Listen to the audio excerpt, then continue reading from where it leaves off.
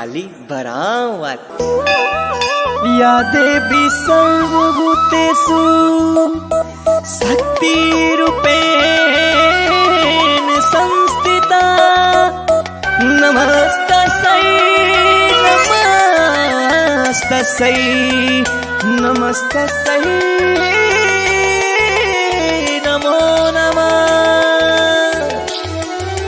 सूरज के लौके लागल देखा ललैया आहो भाग्य घरे सबके आवता हरि मैया।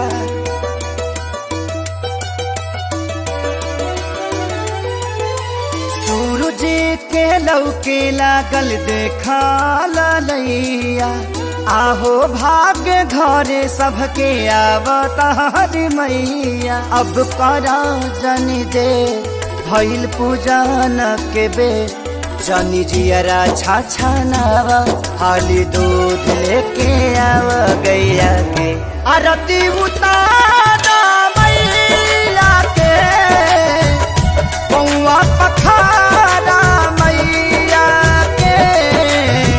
बड़ी भागे आईली माता रानी हो सेवा में खड़ा हो पानी हो।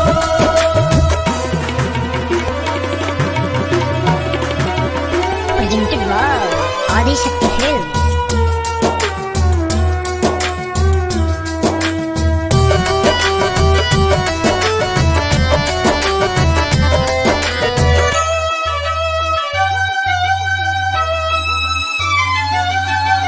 आचार से केहू पगरी से तो जब बाहर यही है जौना डगरी से।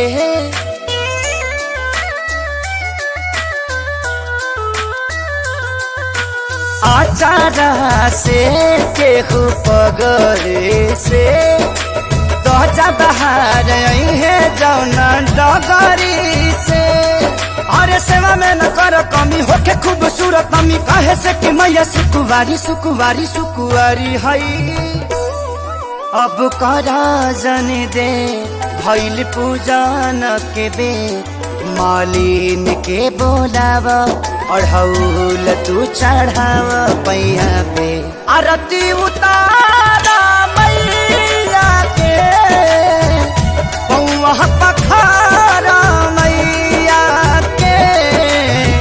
बड़ी भागे आईली माता रानी हो सेवा में खड़ा हो पानी हो।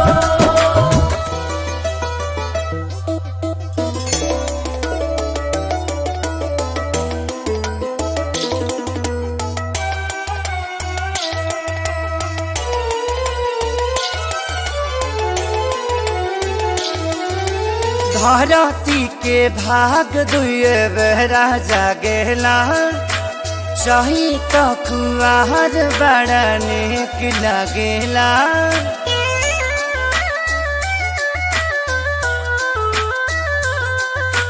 धरती के भाग दुए बेरा जागेला चाही तो कुआर बड़ा नेक लगेला।